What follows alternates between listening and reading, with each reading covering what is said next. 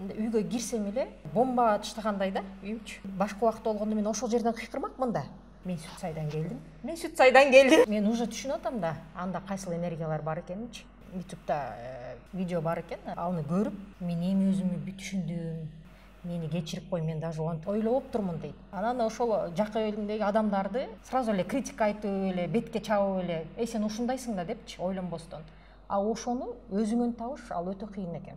4 деген энергия максат эле кое берет астыначы. Ошол момент менен рахаттанышты билбейт экен 4. Келер чакты ойлой берет экенбиз.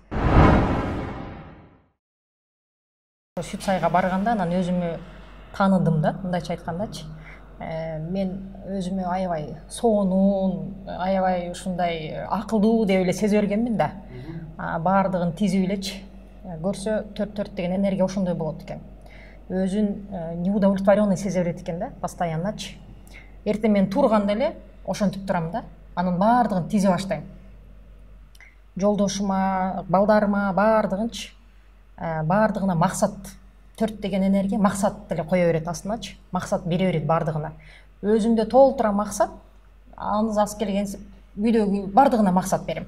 Эртең мен турганда эле балам, сен мынаны бүтүр. Кызым, сен буну жаса. Жолдошум вообще эле сен буну бүтүрдүңбү, сен аны бүтүрдүңбү, сен мынаны кылышың керек депчи. Максат эле бере берем баардыгына.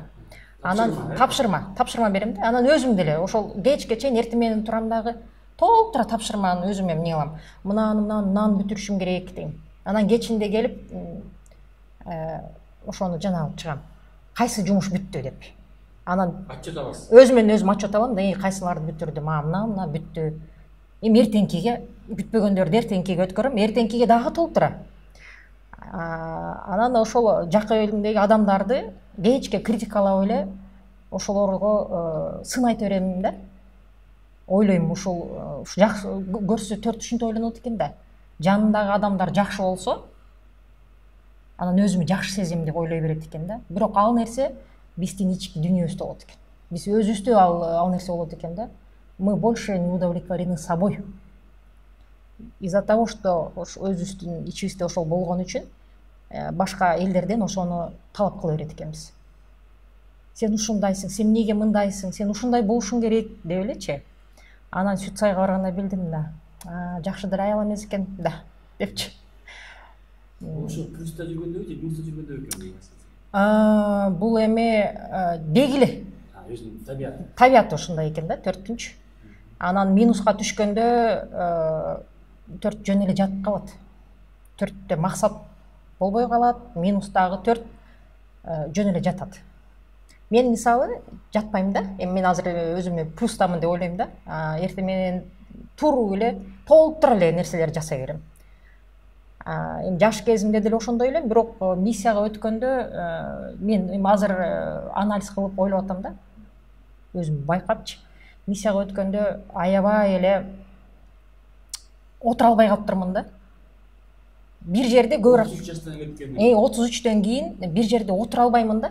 Даже пробкада тура албаймын. Мен шаарды жакшы билген үчүн пробкада тура албайм да. Сразу иштей баштайм. Бул көчө, биякта тиги ууру көчө бар. Анан деп эле ошол пробкада тургум келбестен эле терпение жок да. 4 миссия бар. 4 болгон үчүн аябай эле ошондой болуп калыпмын да. Даже үйдө деле көп бир местада отурбайм да. Мындай кичине отуруп эле анан буну кылыш керек, аны кылыш керек дей берем да. Ошентип 4 моментти жашашты билбейт экен да. Ошол момент менен рахаттанышты билбейт экен 4. Жана проживать в моменте дейт го. Потому что ушул моментте биз келер чакты ойлой берет экенбиз. Азыр эмне жумушту бүтүрөм, азыр эмнени жасайм деп полный акыл эсибиз ошол жакта боло берет экен да. Ошондо моментте проживание деген болбойт экен. Ошол моменттен наслаждаться этишти билбейт экен да. Ошол жеп аткан тамакты деле, ой кандай сонун тамак деп, мисалы сүйлөшүп отуруп, ошол деле болбогондо мендечи бат жеш керек, тиги жумушту бүтүрүш керек деп. Ал жумушту аткарып атканда башка жумушту аткарышым керек деп. Ошон жаңы тапшырма. Кечке эле ошондой кандай десем, жана белка в колесе. вот белка в колесе ошондой болуп жашап жүрүпмүн да.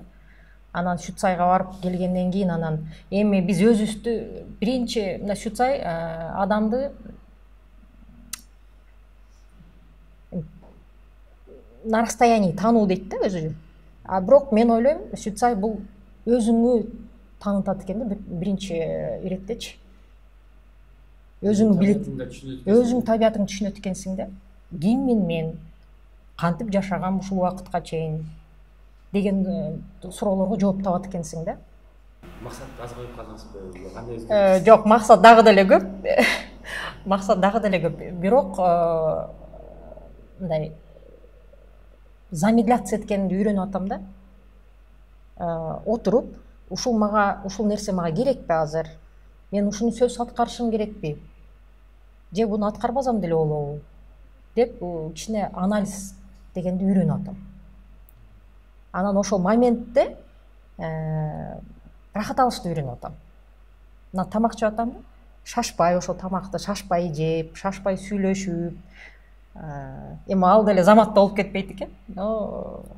Наслаждаться жизнью. Да, ошону үйрөнүп атам азыр.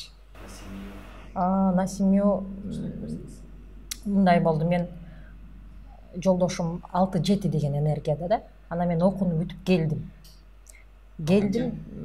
Ал 6-7 деген. Саны 6, анан миссиясы 7. Анан Шүтсайдан келдим, келип эле үйгө кирсем эле, эшикти ачсам үйүмө жана бомба таштагандай да, үйүмчү. Анан балдарым чуркап чыкты. Что случилось десем, папа ремонт начал деди.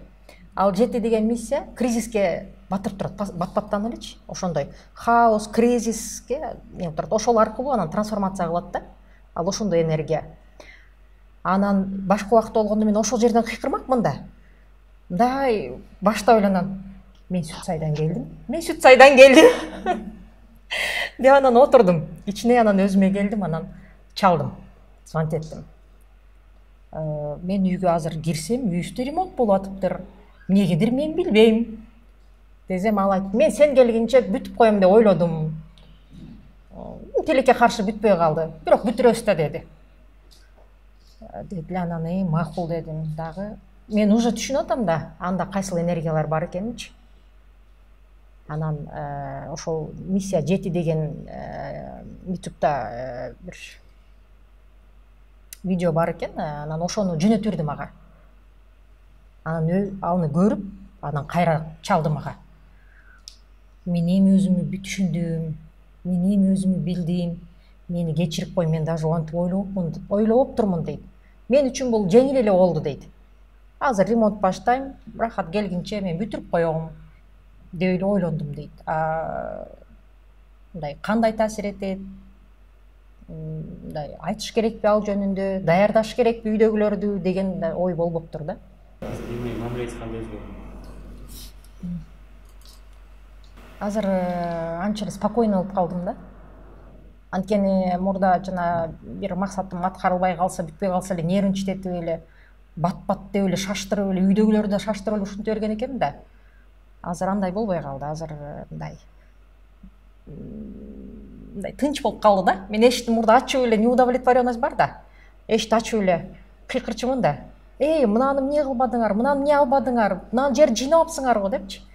Азыр мен аны түшүнүп атам да. Анан уже унчукпай кирем.